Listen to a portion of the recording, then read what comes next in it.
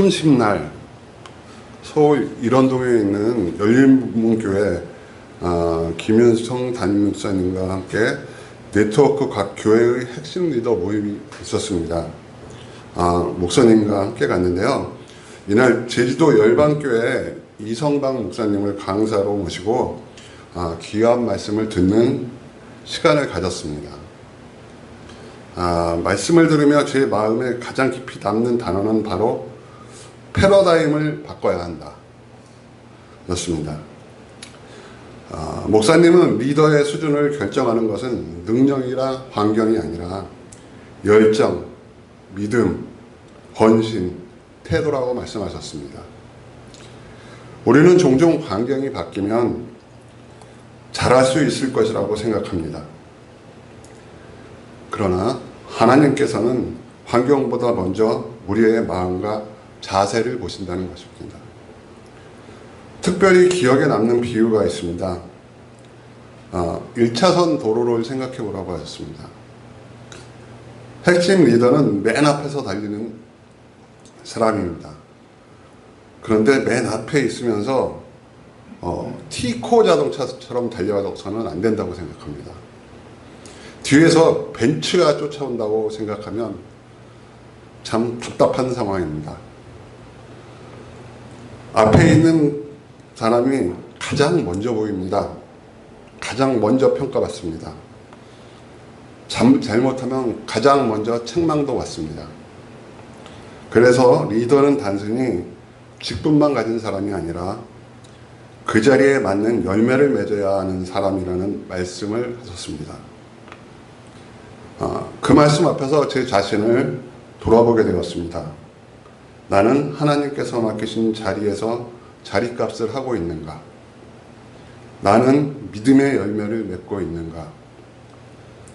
아니면 직분은 있지만 열정은 식어 있고 헌신은 부족한 모습이 아닌가? 스스로 점검하게 되었습니다. 또 한 가지 말씀을 들으며 제 마음에 떠오르는 생각이 있었습니다. 세상에는 부자는 3대 못 간다고 합니다. 이런 속담이 있는데 왜 그런 말이 생겼을까 생각해 보았습니다.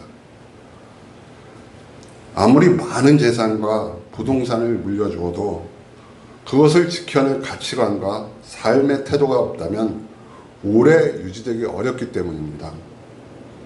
그 말씀을 묵상하면서 저는 한 가지 깨달음을 또 얻었습니다.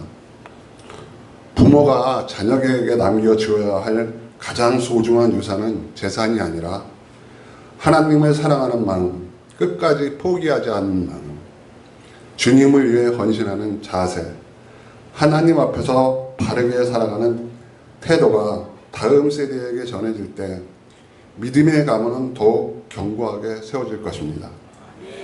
그래서 저는 다시 한번 스스로에게 질문하게 되었습니다. 나는 내 자녀와 다음 세대에게 무엇을 남기고 있는가? 재산보다 더 가치 있는 신앙의 유산을 남기는 삶을 살아야겠다는 다짐을 하게 되었습니다. 목사님은 또 예수님께서 사람을 보실 때 세상의 기준으로 평가하지 않으신다고 말씀하셨습니다. 예수님은 오직 신령과 진정으로 예배하는 자를 찾으셨습니다. 하나님은 학벌을 보지 않으십니다. 재산을 보지 않으십니다. 외모를 보지 않으십니다.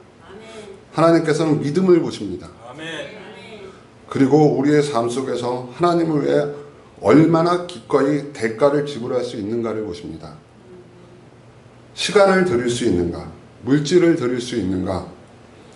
편안함을 내려놓을 수 있는가? 순종할 수 있는가? 결국 하나님께서는 우리의 중심을 보고 계신다는 사실을 다시 한번 깨닫게 되었습니다. 특별히 큰 도전을 받은 부분은 열방교회의 시작 이야기입니다. 열방교회를 개척할 당시 제주도에는 이미 61개의 교회가 있었다고 합니다. 사람의 눈으로 보면 더 이상 교회가 필요하지 않은 것처럼 보일 수 있습니다. 그러나 이성방 목사님은 미혼 청년 7명과 함께 62번째 교회로 시작하셨습니다. 환경만 보면 불가능해 보였습니다. 조건만 보면 희망이 없어 보였습니다. 하지만 하나님께서는 사람의 계산이 아니라 믿음을 보셨습니다. 그리고 10년 후 열방교회는 제주도에서 가장 부흥한 교회 가운데 하나가 되었습니다. 이 이야기를 들으며 다시 한번 깨달았습니다. 하나님은 숫자를 보시는 분이 아니라 믿음을 보시는 분이십니다. 작아 보여도 하나님이 함께 하시면 큰 역사가 일어날 수 있습니다. 목사님은 G12 사역의 핵심도 말씀을 주셨습니다. 어떻게 패러다임을 전환해야 하는가? 세상의 생각에서 하나님의 생각으로 전환해야 합니다. 왜 패러다임을 전환해야 하는가? 생각이 바뀌어야 삶이 바뀌기 때문입니다. 생각이 그대로인데 열매만 달릴 수는 없습니다.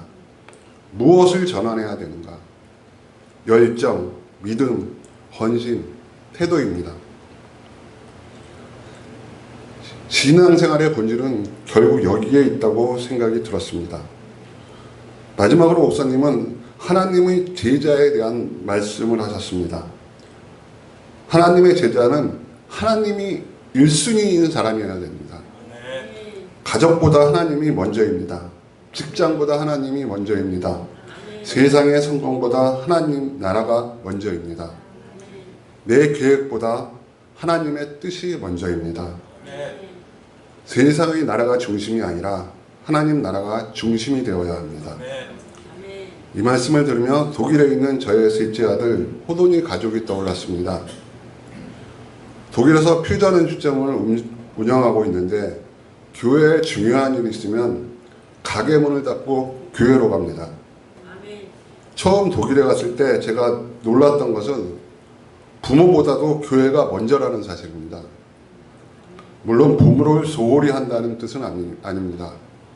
그들의 삶의 우선순위가 하나님과 교회에 분명하게 맞추어져 있다는 것입니다. 낯선 땅에서 아이셋을 키우며 살아가는 것이 결코 쉬운 일은 아닙니다. 가게를 운영하는 것도 쉽지 않습니다. 경제적으로 넉넉해서 그렇게 하는 것도 아닙니다. 그럼에도 불구하고 그 가정은 하나님과 교회를 삶을 가장 앞자리에 두고 살아가고 있습니다. 부족한 부분은 하나님께서 채워주실 것이라는 믿음으로 살아가고 있습니다. 그 모습을 보며 저는 많은 도전을 받습니다. 신앙은 말로 하는 것이 아니라 삶을 우선순위로 증명되는 것임을 다시 한번 깨닫게 되었습니다. 이 말씀을 들으며 또 한번 제 자신을 돌아봅니다. 나는 정말 하나님을 1순위에 두고 살아가고 있는가? 입술로는 하나님이 가장 중요하다고 말하지만 실제 삶의 선택에서는 다른 것들이 앞서고 있지는 않은가? 하나님께서 이번 모임을 통해 저에게 분명하게 말씀하시는 것 같습니다. 패러다임을 바꿔라. 환경을 보는 눈에서 믿음의 눈으로, 계산하는 삶에서 순종하는 삶으로, 받기 원하는 신앙에서 드리는 신앙으로, 세상 중심의 삶에서 하나님 나라 중심의 삶으로. 이번 핵심 리더 모임은 단순히 좋은 강의를 듣는 시간이 아니라 제 자신을 점검하고 다시 결단하는 시간이 되었습니다. 앞으로도 열정으로, 믿음으로, 헌신으로, 바른 태도로 하나님께서 맡기신 자리에서 충성된 제자로 살아가기를 소망합니다.